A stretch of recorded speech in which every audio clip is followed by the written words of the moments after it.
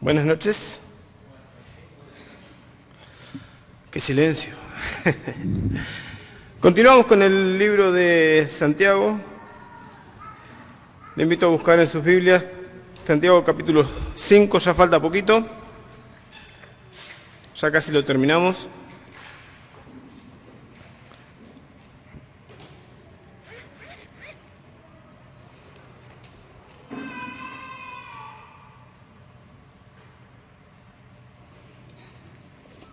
Vamos a leer desde el versículo 12.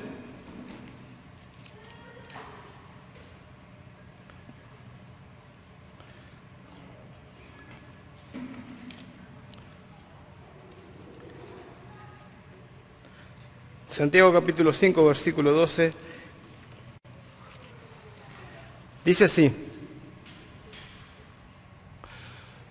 Pero sobre todo, hermanos míos, no juréis ni por el cielo, ni por la tierra, ni por ningún otro juramento, sino que vuestro sí sea sí y vuestro no sea no, para que no caigáis en condenación.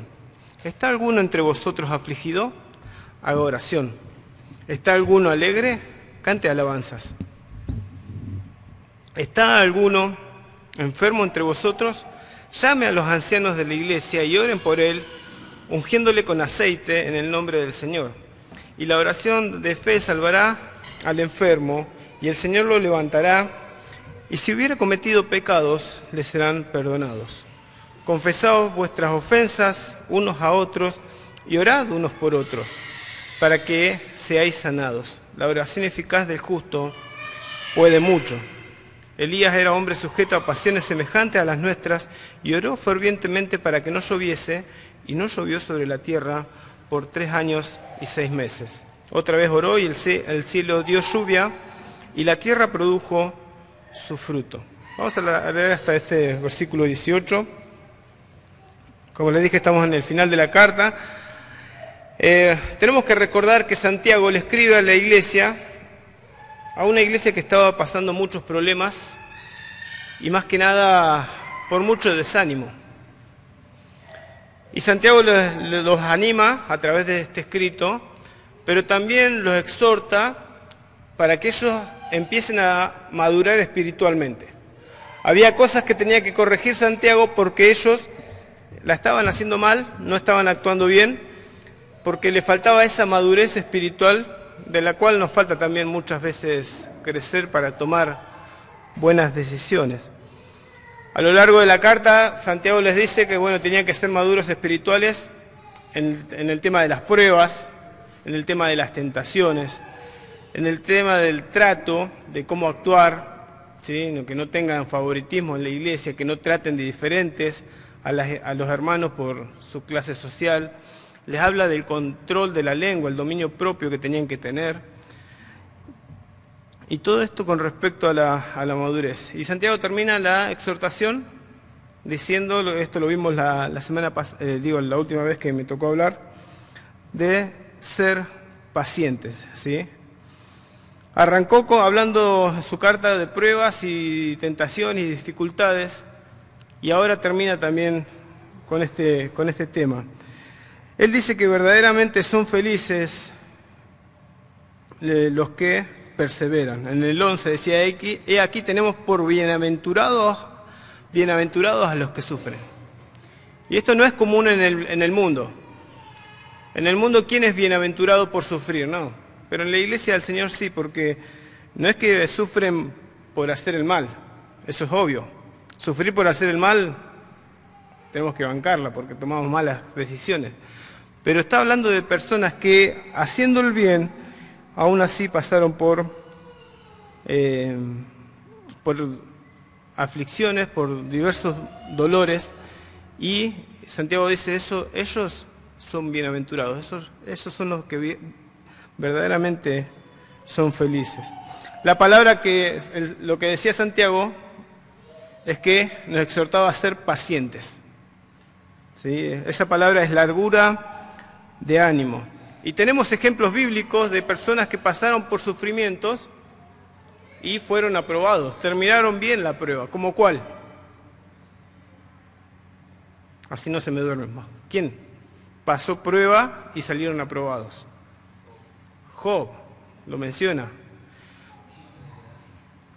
Los amigos de Daniel, ¿sí? José, son personajes bíblicos que tenemos para imitar su fe y cómo en tiempos de dificultad ellos atravesaron problemas difíciles y sin embargo fueron aprobados en esas situaciones. Pero gracias a Dios, tenemos que dar gracias porque en nuestra iglesia también tenemos ejemplos de hermanos que han pasado por momentos difíciles, muy duros, y sin embargo se vio como la paciencia y la de ellos trajo buenos frutos. Son buenos ejemplos, porque podríamos tener ejemplos malos, ¿sí? De gente que ha sido probada y lamentablemente no podemos tomar ejemplo, pero tenemos que dar gracias al Señor porque tenemos en medio nuestro ejemplos de hermanos que han sufrido y han sido pacientes y caminaron con fe a través de las aflicciones.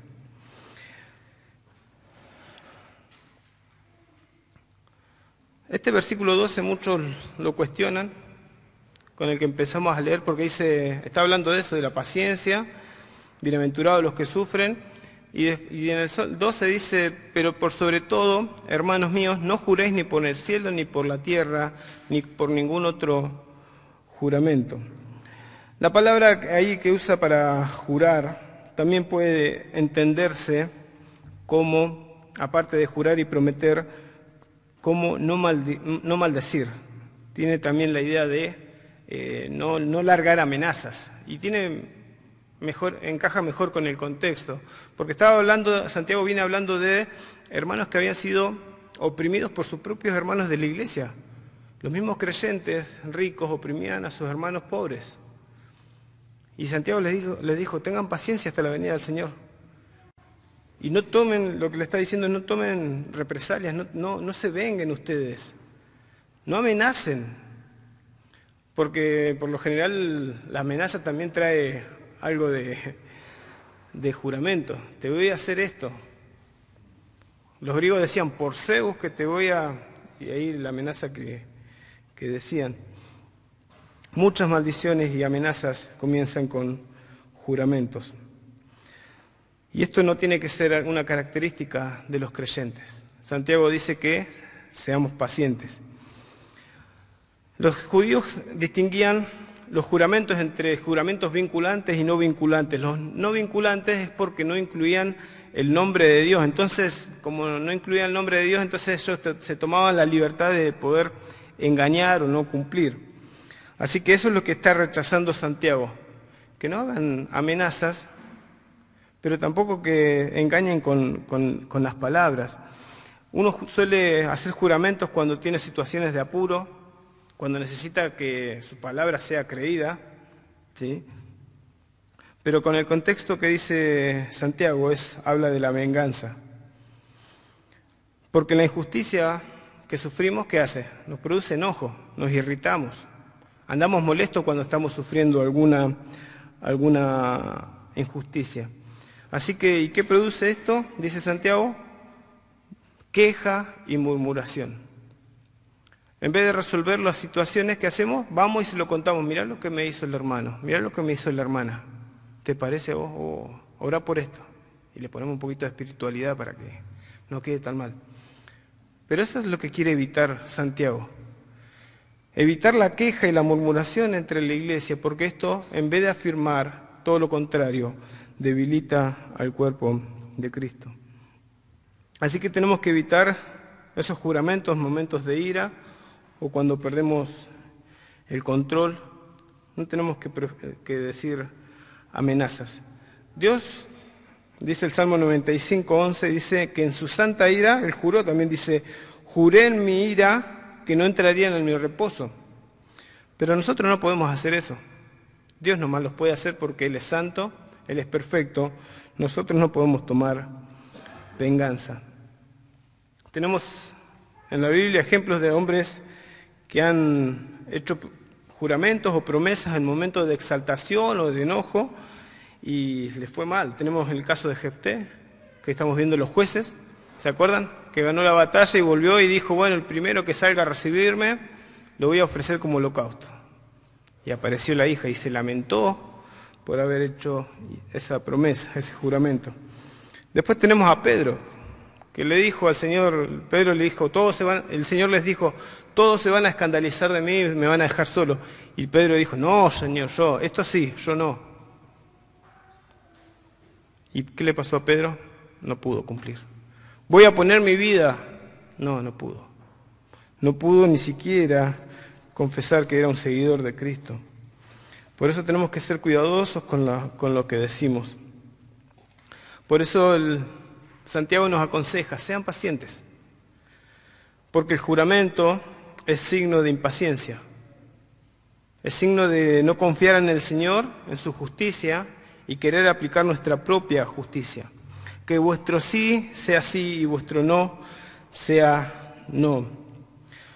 Esto de juramentar en el pueblo judío era muy común, tenían muchos tipos de formulismo para hacer grandes o pequeños juramentos, y hacían esto. Los que no tenían mucho valor o que no eran muy perjudicados, ellos no lo cumplían. Usaban los juramentos para afirmar una verdad como para evitar decir la verdad. Y esto es lo que el Señor condenó. Si vamos a leer Mateo capítulo 5. Recordemos que Santiago toma muchas expresiones del Señor. Parece que estuvo presente ahí en el Sermón del Monte y tomó nota de todo lo que el Señor enseñó en ese monte, porque hace 18 referencias a ese sermón. Mateo capítulo 5, versículo 33. Vosotros enviasteis... No, estoy leyendo.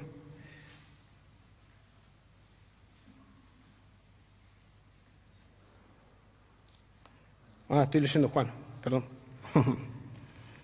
Disculpen, estoy estrenando Biblia nueva. Se me pegan las hojas. Dice el 33, Mateo 5, 33, además habéis oído que fue dicho a los antiguos, no perjurarás, si no cumplirás al Señor tus juramentos. Pero yo os digo, no juréis en ninguna manera, ni por el cielo, ni por que es el trono de Dios, ni por la tierra, que es el estrado de sus pies, ni por Jerusalén, porque es la ciudad del gran rey, ni por tu cabeza jurarás, porque no puedes hacer blanco o negro un solo cabello. Pero sea vuestro hablar sí, sí, no, no, porque de lo que es más de esto, de mal procede. El Señor condenó los juramentos y bueno, por este mal uso que hacían las personas, y nosotros como creyentes tenemos que empezar que nuestra palabra sea real y la tenemos que cumplir. Nuestro sí tiene que ser sí y nuestro no tiene que ser no. No tiene que haber engaño en nosotros. Así que lo que quiere Santiago es lo que dijo antes, que cumplamos con la palabra. Y si decimos ser seguidores de Jesús, tenemos que también actuar como el Señor, pensar como el Señor y realmente mostrar lo que el Señor era. ¿Sí? Ese es el carácter que Dios quiere formar en nosotros. Tenemos que restaurar las relaciones. Tenemos que perdonar a los que nos ofendieron. Es una tarea que Santiago les deja a aquellos que habían sido afligidos por sus hermanos, pero también tenían que restaurar la relación entre ellos para guardar la unidad. Desde el versículo 13, volvamos a Santiago capítulo 5, versículo 13, desde el versículo 13 en adelante, tenemos la exhortación a cuidarnos unos a otros. En vez de quejarnos y murmurar unos de otros, Santiago dice que tenemos que compartir la oración. Esto que decía Luche, que es muy importante, de poder orar unos por otros. Nosotros no solo necesitamos la paciencia, ¿sí?, en esos momentos difíciles, sino que necesitamos de la oración. Por eso nos exhorta Santiago a que analicemos el valor que le damos a la congregación, a los hermanos, a esta familia de la fe, qué comprometidos estamos. Porque la oración también tiene que ser tarea de uno, personal, pero también hay una familia espiritual de la cual necesitamos que estén orando también por esas circunstancias difíciles. La oración es un arma poderosa que tenemos y puede ser utilizada en todas las situaciones, sean buenas o sean difíciles. En toda situación podemos usar la oración. Y lo maravilloso, como decía Luchi, es que Dios nos escucha. Y lo más maravilloso es que Dios responde. No como nosotros los padres, que a veces nos están hablando nuestros hijos y, bueno, yo soy bastante cortito y estoy concentrado en algo y por ahí no lo escucho a mi hijo. Sí, le digo, sí. No, Dios no es así. Dios escucha cada oración y contesta. La flaca en eso me gana, porque ella sí escucha todo, tiene una antena así, escucha todo. Pero a mí, yo estoy enfocado y no me pidas más. Y Dios no es así, Dios escucha y contesta cada oración que nosotros elevamos. La oración es parte de nuestro sacerdocio universal, los creyentes, porque Dios pidió que hagamos oración incluso por los reyes. Tenemos que orar, no por nosotros, sino de forma comunitaria, por la iglesia. Hoy en día hay mucho individualismo en la sociedad y la iglesia también se llenó de individualismo donde cada uno piensa en sus cosas, sus problemas, está metido en su mundo. Y el Señor, cuando nos enseñó a orar, ¿cuáles fueron las palabras? Las primeras dos. Padre nuestro. ¿Ven la pluralidad? Oraciones comunitarias. Santiago también habla de oraciones comunitarias. Dice, ¿está alguno de vosotros afligido? ¿Está alguno de vosotros alegre? Son situaciones que le habla a la iglesia. Así que tenemos que orar individualmente, pero también como iglesia. Necesitamos que la iglesia acompañe en oración. Por eso estas últimas exhortaciones de Santiago son para la iglesia. Tengan paciencia y oren. Tengan paciencia y oren. Necesitamos de esto. ¿Por qué? Porque nos ayuda en nuestro estado de ánimo. Nuestras emociones son engañosas. Nuestros estados de ánimo son engañosos, van y vienen. Necesitamos de hermanos que nos estén animando, ¿o no? Yo necesito. Para eso también están los hermanos. Hay una frase, no sé cuántos años tendrá, a ver si los más viejitos la conocen. Una pena compartida. Debe ser muy vieja. Pero está muy buena, escuchen. Una pena compartida es menos pena y una alegría compartida es más alegría. Me encantó la frase. Y parece que Santiago la conocía, por eso nos exhorta a que nosotros podamos también compartir penas y alegrías. Una pena compartida es menos pena y una alegría compartida es más alegría. Y por eso la exhortación, el que esté afligido, oremos. El que esté alegre, cante salmos, ¿sí? Y compartamos con él también la alegría. La oración y la alabanza son medios de gracia que tenemos para poder estabilizar nuestras emociones. Así que si hiciéramos esta pregunta que Santiago hace a la iglesia, ¿hay alguno afligido acá? ¿Hay alguno que esté pasando por un momento de dificultad? ¿Cuántas manos se levantarían? Muchas veces nos pasa que no nos enteramos o no contamos. Ahí hay uno que me levanta la mano, pero porque es verdad, tenemos aflicciones y en vez de tomar el recurso de lo que Dios puso a nuestra mano, como es la oración y como es la familia de la fe, no, yo lo voy a resolver. ¿Y qué egoísta? Es un pensamiento egoísta. Lamentablemente muchas veces nos enteramos de situaciones difíciles, pero ya cuando colapsó y ya, bueno, está complicado. Pero porque a su tiempo no se pide ayuda. Santiago quiere hacer muy sencillo esto y dice, el que esté afligido, ore.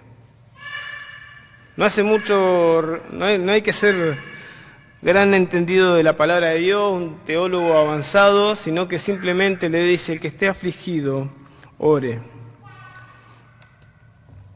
¿Se puede sufrir en el servicio? 2 Timoteo 2, capítulo 2, versículo 3 dice, tú pues sufre penalidades como buen soldado de Jesucristo. Parte de las aflicciones son por seguir este camino que el Señor nos puso por delante, ¿sí? de ser creyentes. Pablo dice, ustedes como soldados van a sufrir y súfranlas como corresponden. 2 Timoteo 4, 5, Pablo dijo, pero tú sé sobrio en todo, soporta las aflicciones, haz obra de evangelista, cumple tu ministerio. En medio del servicio vamos a sufrir. ¿Qué necesitamos? Orar. ¿Qué necesitamos? Que la iglesia ore. ¿Sí? Que ore significa, lo que está diciendo es que permanezca orando. En vez de quejarse, en vez de murmurar, ¿sí? En vez de compartir con otros su queja, su dolor, ore. Pida motivos que los hermanos oren. No nos quedemos con el enojo. No nos quedemos con esa relación rota quizás entre hermanos. Tenemos que resolver estas cosas. Porque si no las resolvemos, se empieza a dividir más. No pensemos que se va a restaurar por sí sola. Tenemos recursos para tomar para poder tener relaciones sanas. Filipenses capítulo 4.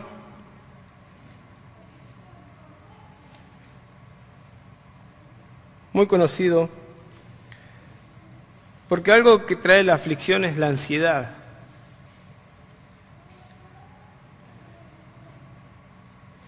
Por nada estéis afanosos, sino sean conocidas vuestras peticiones delante de Dios en toda oración y ruego con acción de gracias, y la paz de Dios que sobrepasa todo entendimiento, guardará vuestros corazones y vuestros pensamientos en Cristo Jesús.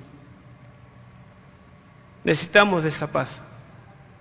¿Pero qué necesitamos para tener esa paz que va a guardar nuestros corazones y nuestros pensamientos? Poder orar, poder llevárselo al Señor, un Dios de misericordia, un Padre atento, para que Él se encargue. Nosotros no podemos.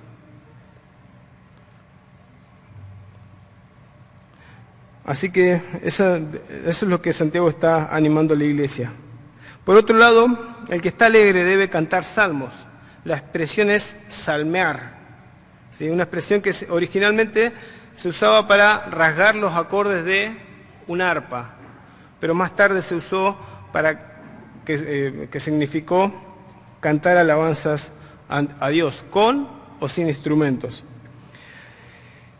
El apóstol Pablo también recomienda esta acción de salmear en el espíritu y con entendimiento, dice 1 Corintios 14, 15. Y en Efesios 5, 19, Pablo dice, hablando entre vosotros con salmos, con himnos y cánticos espirituales, cantando y alabando al Señor en vuestros corazones. Efesios 5, 19.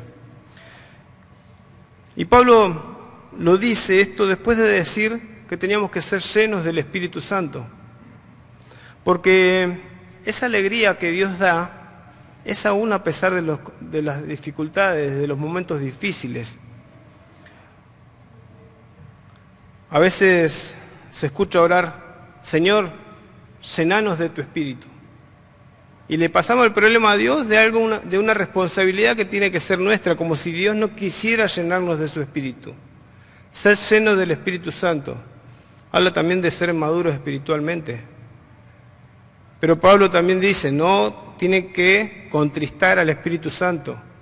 Y está hablando de nuestra conducta en el contexto donde Pablo dice que no contristemos al Espíritu Santo en Efesios, habla de nuestra conducta, que no tiene que ser como los del mundo, sino que tiene que ser según la nueva vida que tenemos en Cristo. Tenemos que conducirnos como el Señor. Pero no tenemos que contristar al Espíritu Santo, no tenemos que entristecerlo. Y lo otro que dice Pablo es que no apaguemos el Espíritu Santo. y lo apagamos con nuestros pecados. Lo apagamos cuando no dejamos de orar, dejamos de leer su palabra, cuando dejamos de congregarnos, todos medios de gracia que tenemos en la cual el Espíritu Santo puede hablar a nuestra vida. Y nosotros evitamos eso y apagamos al Espíritu. Por eso, parte de la alegría que podemos sentir en momentos difíciles puede venir del Señor. Pero tenemos que hacer las cosas bien en primer lugar. Por eso la palabra alegría es recobrar ánimo. No está hablando de estar sin problemas, sino de alguien que pasó por problemas, pero recobró ánimos en el Señor, tomó fuerzas en el Señor. Los versículos 14 al 16 son controversiales y fueron y son utilizados también por otras iglesias, por otras denominaciones, para una gran variedad de doctrina y de prácticas cristianas, ¿sí? Que habla acerca del aceite mágico, del poder del aceite de la oración de fe, como si alguna oración no fuera con fe, pero ellos mencionan que hay una oración de fe, que solamente algunos la pueden decir, hasta la extrema unción por la Iglesia Católica, ¿sí? Es muy conflictivo ese texto, pero se le ha dado más valor al aceite de la unción que a la oración que llega a Dios y al Dios poderoso que actúa.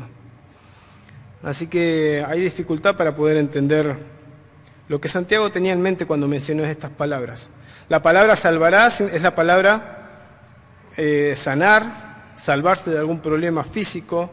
La palabra enfermedad significa estar flojo, cansado, sin capacidad de hacer nada, y por su extensión también puede significar estar necesitado, débil o enfermo. La palabra enfermo del versículo 15 significa cansarse también o desalentarse. Es una palabra que aparece en Santiago y en Hebreos 12:3, donde se la traduce: no decaiga vuestro ánimo hasta desmayar. Y la expresión también el Señor levantará tampoco ayuda a colaborar a explicar lo que Santiago estaba diciendo. El verbo que se traduce como levantar tiene significados variados, tanto en griego como en español. Despertarse del sueño es utilizado en Mateo 8:25, añadir Filipenses 1:17, pararse, levantarse en Marcos 14:46. Pero más allá de lo conflictivo que puede ser este texto, el versículo 14 dice: alguno está enfermo entre vosotros, llame a los ancianos. Y esto es algo que me gusta resaltar. Si alguno está enfermo, llame. Si alguno está pasando algún problema, llame. No nos quedemos solo enfrentando situaciones difíciles, siendo que el Señor nos dejó una familia espiritual que puede ayudarnos. Si el Señor haría un escáner de nuestra iglesia y empieza a revisar casa por casa, familia por familia, ¿cómo nos vería con respecto a la oración? ¿Encontraría esposos que oran uno por otro? ¿Encontraría padres que oran por hijos? ¿Encontraría hermanos que oran unos por otros? ¿Encontraría relaciones dañadas que buscan ser restauradas en oración? Es el compromiso que tenemos con la oración, de orar personalmente, pero también como iglesia. Es bueno que se junten a orar. Yo sé de muchos que se juntan a leer de la palabra de Dios, pero dejamos la oración de lado. Estaría bueno que también nos juntemos de vez en cuando a orar. Necesitamos orar unos por otros, porque ahí es cuando empiezan a sanar relaciones, es cuando la iglesia empieza a fortalecerse, porque no son nuestras fuerzas, son las del Señor, porque el Señor va sacando a la luz el pecado y la iglesia se va limpiando, porque el Señor quiere que lleguemos a esa madurez de poder depender solamente de Él y no de nosotros.